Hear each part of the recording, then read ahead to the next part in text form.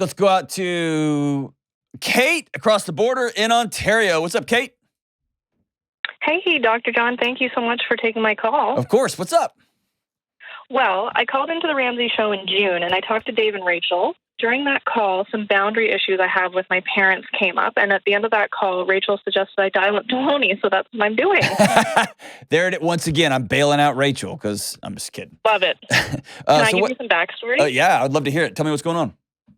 Thank you. In 2017, my parents gifted myself and my husband a down payment for our home. It was very generous. They wanted to bless us.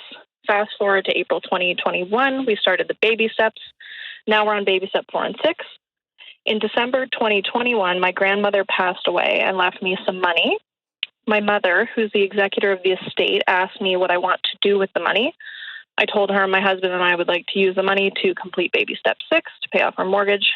She told me she wants me to use the money for home repairs and to put into my specific tax advantage retirement accounts. She wants the money to, quote, remain mine in the event of a divorce.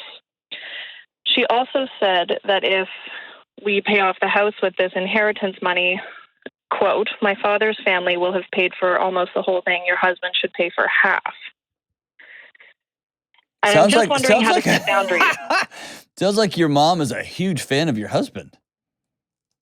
Oh, you know what? And the thing is, she actually loves him so much. Uh-huh. Is your mom divorced? Did she get left? No, my parents are together. I believe my dad was divorced prior to his relationship with my mom, but I only know that from a passing conversation that I heard in childhood. I don't know, maybe one day ask your dad that question. That'd be cool to know just where you come from. That seems like family 101. Okay, let me give some insider baseball to our listeners here. So Kate is trying to pay off all of her debts, right? So she found herself, did you have credit cards, student loan debt and all the stuff, owned cars, loans and all that kind of stuff? We had a car loan and student debt from my husband's doctorate degree, and it is all paid off, and we're so excited. Okay, awesome. Congratulations.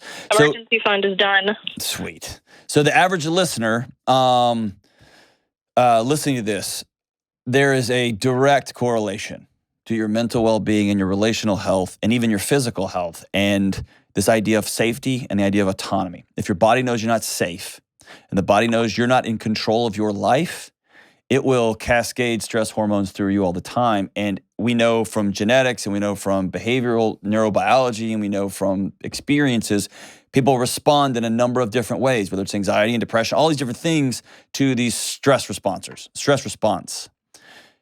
And one of the chief stressors of our time, and if you look at a map, like a graph, and you were to chart the increase of debt in the United States over the last 100 years, it putts along, and then it shoots straight up. You could lay over that mental health diagnostics. You could lay over that all different kinds of maladies in our culture.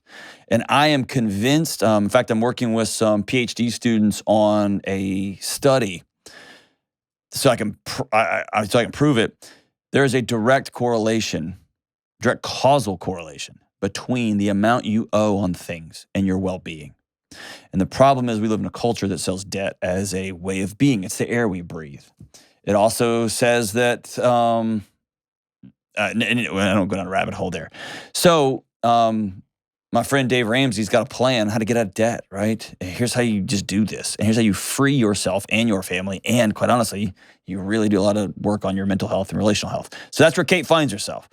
And so what was the original, like, when you were getting married and your grandmother was going to bless y'all with a house down payment, how much was it? My parents gave us a house down payment of $50,000. Okay, so your parents gave you $50,000, and then what's the inheritance that you've received from your grandmother? $166.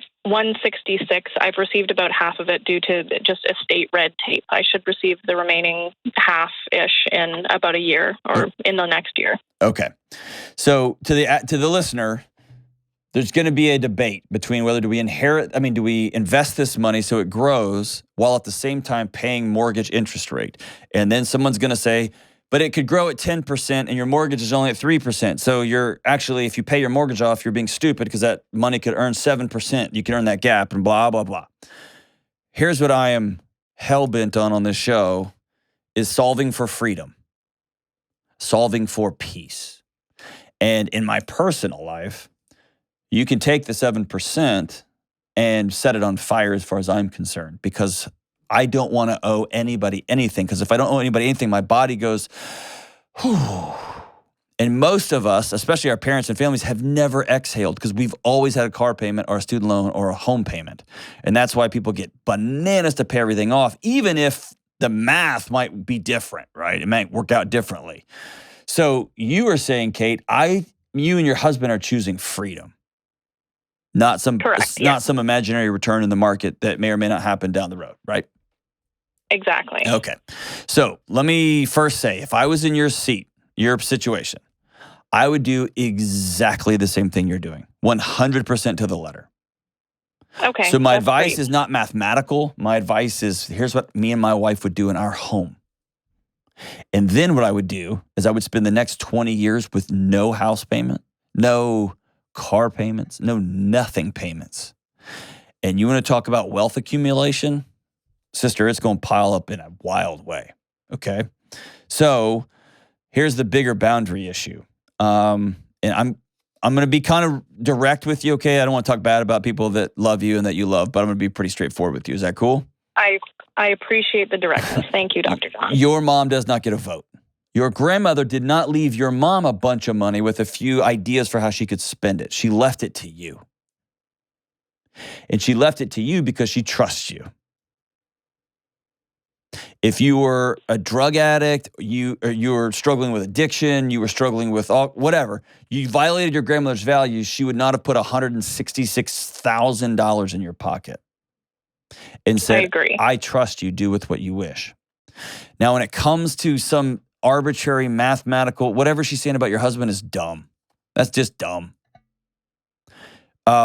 Here's the reality. You've gone all in with this guy. Do y'all have kids? No, we don't. Are you going to have kids someday or no? No, I don't think it's in the cards for us. Okay, so you're not going to have kids. So y'all, it's just ride or die, you two, right? Exactly. And I love him, and they've known him a long time, and they love him too. She's very concerned about like my personal safety. Yep. And I think she equates this money being, quote, mine to my safety. Gotcha. And what I would say is when you get married, and this is a very unpopular, man, I'm gonna get all kinds of great YouTube comments on this one. I'm telling you, Kate, don't read the comments on when this episode comes out. Oh, no, sir. If you go all in with somebody and you say, I'm going to get married to you, then your stuff is his stuff. And your cancer diagnosis is y'all's cancer diagnosis. And your inheritance becomes y'all's inheritance. And his debt becomes y'all's debt. Y'all are in this thing together as a single entity. And when you hedge your relationships, the big one that I get a lot of grief for is having separate checking accounts. Yes, we're going to make humans together. Yes, we're going to buy a house together. We're going to do all these things. But I get my money and he gets his money. That's a hedge because I don't fully trust him. And if you're not all in and he's not all in, then your marriage is going to have a hole in the boat. Right? The only way it works is go all in. And what does that mean? When you go all in, you know what can happen? You can get hurt really, really bad. So I'm also going to be honest with you. There's a chance you pay off this house and you pay off the mortgage and y'all pop a bottle of champagne and he files for divorce the next day. And yes. That could happen. Right? That could happen. It could happen. And I said to her in a conversation, I think if that did happen, the next day or in 5 years, I think the hurt I would have would not be healed by half of 166. Yes! It wouldn't be healed by $83,000. Yes, exactly. Yes, and yes. And I think that's the other important thing to remember here is you've got $83,000. So let's say he takes half. Takes half of your house and half of the retirement and half of the whatever. You're still not starving, right? No. You'll still have your needs met, and you'll have a place where you can grieve because it would be a mess not because he just took your money, but he took your trust and your soul and all these things that hopefully are never going to happen, right? Right, exactly. But following your mom's logic up the trail, the next step is you need to keep something for you. And the next step is you need to protect yourself because you might get hurt. And the next step is you shouldn't have got married in the first place because that could lead to hurt. And then the next step is you shouldn't even date because dating might open your heart. And when you open your heart, you could get hurt. You see what I'm saying? Like if you follow the logic all the way up, there's nowhere to stop. The only place to stop I is understand. all in, right? So the best, sometimes I give advice here on situations that I've not experienced. When I haven't experienced this, but I'm telling you 100%, if my wife, if both of my grandmothers have passed away, if I had gotten a check for $166,000 from either one of my grandparents, it would have gone directly to paying my house off. End of story. I feel very comfortable with the financial part of it. It's more just the relational part that if and when she asks, what did you do with that pile of money? Yeah. So here's the response. Don't want an ugly situation. Thank you. You don't get to choose the ugly situation. She might. And there's not a lot you can do on this end except be respectful and treat her with dignity and say, I'm doing what I think's best for me and my family. If she chooses to throw a temper tantrum or chooses to act like a child because she didn't get her way, that's a choice she's made. That's a grenade she's thrown, not you. Does that make sense? It does make sense. And so at the end of the day, I think a wise conversation, it sounds like you and your mom have a pretty good relationship. Is that fair? We do. We're close. We talk lots. You know, we have disagreements. We've had fights, but pretty normal mother-daughter stuff. So don't get sucked into this is a math problem conversation because it's not. This is a mom who loves her daughter. And this is a mom who's either experienced it or has friends who's experienced it or watches a lot of, late night TV and doesn't want her daughter to get hurt. And the fact is you went all in, you got married. And so you are vulnerable and your husband's vulnerable and the chance y'all can hurt each other is real. And the chance you can love each other and get something better out of your life than you could have ever imagined is also real. And so here's the conversation I would have, or let me just be honest. Here's a conversation I have had when me and my parents have had disagreements. You raised a good son and you raised me to be thoughtful and wise and smart and to seek wise counsel. Trust me with the decision I'm making on my life. And at least in my life, every time my parents have exhaled and said, you're right. Thank you for that. That's very thoughtful and respectful. And I think she might respond well to that. Yeah. And she can give you a hard time. And you can tell her with a smile on your face, if he leaves me and takes half of everything, I will pay for dinner and I will make a cake that says you were right. I mean, like, I'll acknowledge it. I love to bake, but I would hope not to bake that one. Yes, that may not be a good one. I do know this is a delicate situation. I do think you are incredibly wise. And I think you are being a great steward of this money.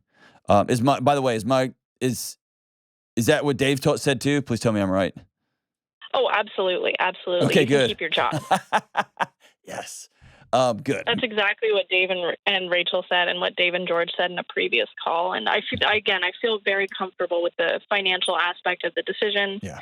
It makes sense. I've weighed options, but this is the choice that feels right for myself and my husband. Yeah. So lean into your mom. Tell her, hey, you did a good job. You raised a good, smart, wise daughter.